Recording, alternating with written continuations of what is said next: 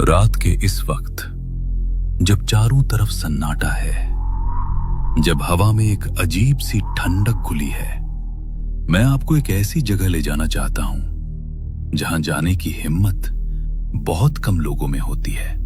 आज जो कहानी मैं आपको सुनाने जा रहा हूं वो किसी लेखक के दिमाग की उपज नहीं है। ये कोई फिल्म नहीं है, कोई सीरियल नहीं है, ये सच है। राजस्थान के अलवर जिले में अरावली की पहाड़ियों की गोद में एक जगह है जिसका नाम है भानगढ़। एक ऐसा किला जिसके बाहर भारतीय पुरातत्व सर्वेक्षण ने एक बोर्ड लगाया है और उस बोर्ड पर लिखा है सूर्यास्त के बाद और सूर्योदय से पहले इस क्षेत्र में प्रवेश सख्त मना है। जरा सोचिए दोस्तों, एक सरकारी संस्था जो हर बात का तर्क ढूंढती है, हर चीज का वैज्ञानिक जवाब देती है, उसने भी माना कि यह जगह रात को सुरक्षित नहीं है। तो आखिर क्या हुआ था भानगढ़ में? क्यों यह जगह जो दिन में एक खूबसूरत ऐतिहासिक किला है, रात होते ही कुछ और बन जाती है? क्यों यहां की हवा में एक ऐसी बेचैनी है जो समझ नहीं आती लेकिन महसूस होती है? आइए आज रात मैं आपको ले चलता हूं सैकड़ों साल पीछे, उस वक्त में जब भानगढ़ सिर्फ एक खंडहर नहीं था बल्कि एक जीता जागता, हंसता बोलता, रोशनी से भरा नगर था। सन 1573 की बात है। राजस्थान की धरती पर भानगढ़ एक समृद्ध और खुशहाल राज्य था। राजा भगवंत दास ने इस किले की नींव रखी थी और उनके बाद उनके पुत्र राजा छत्र सिंह ने इसे एक चमकते हुए नगर में तब्दील किया। किले की ऊंची मीनारें आसमान को छूती थीं। चारों तरफ हरे भरे बागान थे। दूर दूर तक भानगढ़ की समृद्धि की चर्चा थी। उस जमाने में भानगढ़ की गलियां कभी सूनी नहीं होती थीं। सुबह होती तो मंदिरों में शंख बजते, घंटियां गूंजती और पुजारियों की आवाजें पहाड़ियों तक पहुंचती थीं। दोपहर को बाजार में इत्र, मसालों और ताजे फूलों की खुशबू हवा में घुली रहती। व्यापारी चिल्लाते, बच्चे दौड़ते, घोड़ों की टापें गूंजती। शाम को घरों के आंगन में दिए जलते और औरतें मिलकर लोक गीत गाती, वो गीत जो सीधे दिल में उतर जाते। भानगढ़ सिर्फ एक राज्य नहीं था, ये एक सपने जैसी जगह थी और इस सपने की सबसे खूबसूरत, सबसे कीमती हकीकत थी राजकुमारी रत्नावती। राजा छत्र सिंह की इकलौती बेटी। रत्नावती बेटा, आज बाजार मत जाना, दरबार में बहुत जरूरी काम है तो मुझे आने में देर होगी। लेकिन पिताजी, माँ ने चंदन का इत्र मंगवाया था और दाई काकी भी साथ होंगी मेरे। आप चिंता मत करो। अच्छा ठीक है, लेकिन शाम ढलने से पहले वापस आ जाना और मीरा को साथ लेकर जाना। भानगढ़ के राजा छत्र सिंह अपनी बेटी रत्नावती को बेहद प्यार करते थे। रत्नावती 16 साल की थी और जितनी सुंदर थी उतनी ही समझदार भी। उस सुबह रत्नावती अपनी सहेली मीरा के साथ बाजार निकल पड़ी। भानगढ़ का बाजार उस वक्त पूरी तरह जीवंत था। व्यापारियों की आवाजें, घोड़ों की तापें, बच्चों की हंसी, सब मिलकर एक अलग ही दुनिया बनाते थे। राजकुमारी जी, वो चंदन के इत्र की दुकान तो आगे है, पहले वहाँ चलते हैं। हाँ मीरा, और हाँ, मुझे राजकुमारी मत बोला करो। यहाँ बस रत्ना हूँ मैं। जैसी आपकी आज्ञा रत्ना जी। दोनों हंसते हुए इत्र की दुकान की तरफ बढ़ रही थी। बाजार की भीड़ में एक आदमी एक खंभे की आड़ में खड़ा था। काले कपड़े, झुकी हुई पीठ, आंखें जो हर तरफ घूमती थी।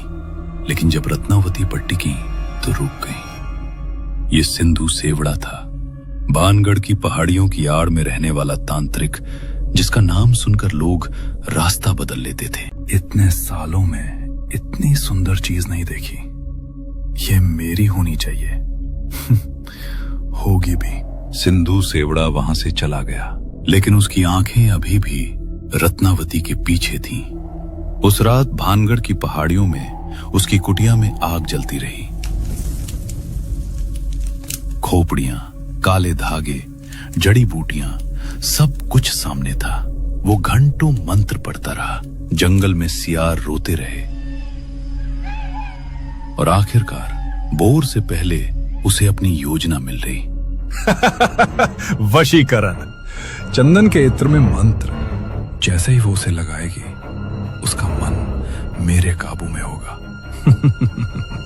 राजकुमारी हो या देवी, कोई भी मेरे जादू से नहीं बच सकता।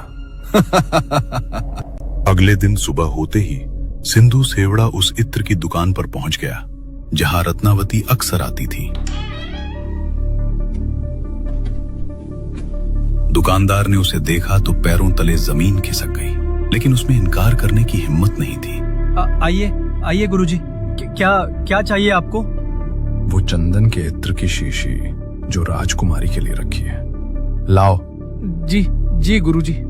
सिंधु ने वो शीशी उठाई, उस पर अपना सबसे शक्तिशाली वशीकरण मंत्र फूंका,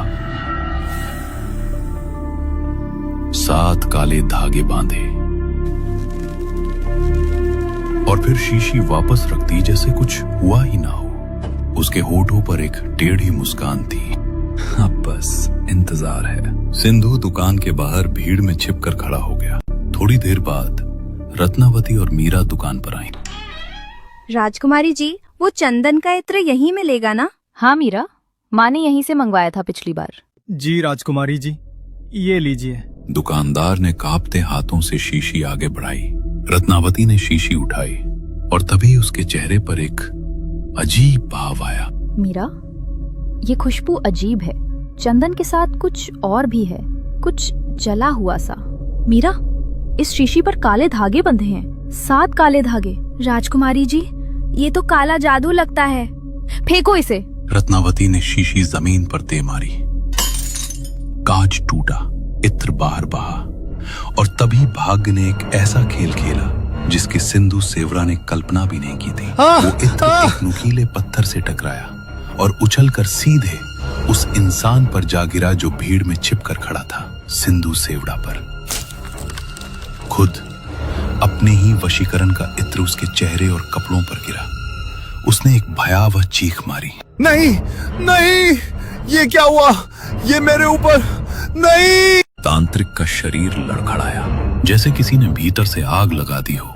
वो जमीन पर गिरा, हाथ पांव छटपटाने लगे, भीड़ में चीखें उठी, लोग भागे, दुकानें बंद हो गई। देखते ही देखते उस गली में सन्नाटा छा गया और तब उस जमीन पर तड़पते हुए सिंधु सेवड़ा ने अपनी आखिरी सांसों में जो कहा, वो सुनकर आसपास के बचे हुए लोगों की भी रूह कांप गई। रत्नावती, तूने आज मुझे हराया, लेकिन ये तेरी आखिरी जीत होगी। सुन मेरा शाप, इस भानगढ़ के हर इंसान की मृत्यु होगी और मरने के बाद भी उनकी आत्माओं को मोक्ष नहीं मिलेगा। ये सब यही भटकेंगे इन्हीं खंडरों में सदियों तक। जो भी यहाँ रात को आएगा वो इन आत्माओं का होकर रह जाएगा। और इतना कहते ही सिंधु सेवड़ा की सांस रुक गई। मीरा रत्नावती का हाथ थामे खड़ी थी। दोनों का रंग उड़ा हुआ था। राजकुमारी जी, ये क्या हो गया? ये श्राप क्या सच में? चलो मीरा, पिताजी को बताना होगा ये सब। रत्नावती और मीरा जल्दी से महल की तरफ चल पड़ी। लेकिन उस दिन के बाद से भानगढ़ में धीरे धीरे बदलाव आने लगा। पहले छोटी छोटी मुसीबतें आईं। खेतों की फसलें बिना किसी वजह के सूखने लगी, कुओं का पानी कम होने लगा, मवेशी बीमार पड़ने लगे, लोग परेशान थे। महाराज, मंदिर में पूजा करते वक्त अजीब सी बेचैनी होती है। दिए अपने आप बुझ जाते हैं, घंटियां बिना छुए बजती हैं। नगर पर कोई भारी संकट आने वाला है। हवन करवाओ, पूरे नगर में विशेष पूजा होगी। किसी को भी घबराने की जरूरत नहीं। मीरा, मुझे डर लग रहा है। आज उस तांत्रिक की बातें बार बार याद आ रही हैं। कहीं वाकई कुछ अनहोनी ना हो जाए। राजकुमारी जी, आप डरिए मत।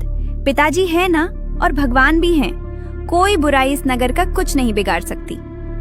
मीरा ने ये बात दिल से कही थी, लेकिन उसी रात दूर से युद्ध के नगाड़े सुनाई देने लगे।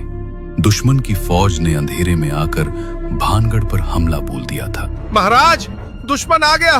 चारों तरफ से घिर गए हैं हम। पूरब से भी पश्चिम से भी हजारों सैनिक हैं। घबराओ नहीं, हर सैनिक अपनी जगह खड़ा रहे। भानगढ़ की रक्षा करो। मरना मंजूर है लेकिन झुकना नहीं। महल में हड़बड़ी मच गई। रत्नावती और मीरा अपने कमरे से बाहर आईं। राजकुमारी जी भाग जाइए, यहाँ से भाग जाइए। आप राजघराने की इकलौती बेटी हैं, आपको बचना होगा। नहीं मीरा, मैं अपने लोगों को छोड़कर नहीं जाऊंगी। ये मेरा राज्य है, मेरी प्रजा है, मैं यही लड़ूंगी। रत्नावती ने भी हथियार उठाया और घोड़े पर सवार होकर अपने सैनिकों के साथ मैदान में उतरी। लेकिन दुश्मन की फौज बहुत बड़ी थी। एक एक करके सैनिक गिरते गए। राजा छत्र सिंह शहीद हुए और उस रात रत्नावती भी नहीं बची। जब सुबह हुई तो भानगढ़ नहीं था। वो नगर जहां कभी बाजारों में रौनक थी, मंदिरों में शंख बजते थे, बच्चे गलियों में खेलते थे, वो सब राख हो गया था। तांत्रिक का श्राप सच हो गया था। ये कहानी थी सैकड़ों साल पहले की, लेकिन भानगढ़ की कहानी वहां खत्म नहीं हुई। आज भी राजस्थान के अलवर जिले में वो खंडहर खड़े हैं और भारतीय पुरातत्व सर्वेक्षण ने उस जगह के बाहर एक बोर्ड लगाया है जिस पर लिखा है, सूर्यास्त के बाद और सूर्योदय से पहले इस क्षेत्र में प्रवेश सख्त मना है। ये कहानी है आज से कुछ साल पहले की। दिल्ली में रहने वाले 3 दोस्त अर्जुन, विक्रम और नेहा एक वीकेंड ट्रिप पर भानगढ़ आए थे। यार विक्रम, देखो कितना शानदार है ये किला। दिन में देखो तो बस एक पुराना खंडहर लगता है। हाँ यार, लेकिन तुमने वो बोर्ड देखा ना, शाम के बाद अंदर नहीं जाना। अरे ये सब टूरिस्ट को डराने के लिए लगाया होगा, ऐसी कोई चीज नहीं होती। चलो अंदर चलते हैं। तीनों दिन भर किले में घूमते रहे, तस्वीरें ली, हंसे, बोले। शाम होते होते बाकी टूरिस्ट चले गए, लेकिन ये तीनों रुके रहे। अर्जुन ने अपना कैमरा निकाला। यार शाम की रोशनी में इसकी फोटोज और अच्छी आएंगी। बस थोड़ी देर और रुकते हैं। ठीक है, लेकिन अंधेरा होने से पहले निकलना होगा। लेकिन कब शाम ढली और कब अंधेरा हो गया पता ही नहीं चला। तीनों बातों में खो गए थे। अचानक मीहा को लगा कि दूर एक कोने में कुछ हिला। अर्जुन, विक्रम, वो देखो, उस दीवार के पास कुछ है। अरे यार बिल्ली होगी कोई, या हवा से पत्ते हिले होंगे। लेकिन नेहा की आंखें वहीं टिकी रहीं। वो आकृति धीरे धीरे आगे बढ़ रही थी।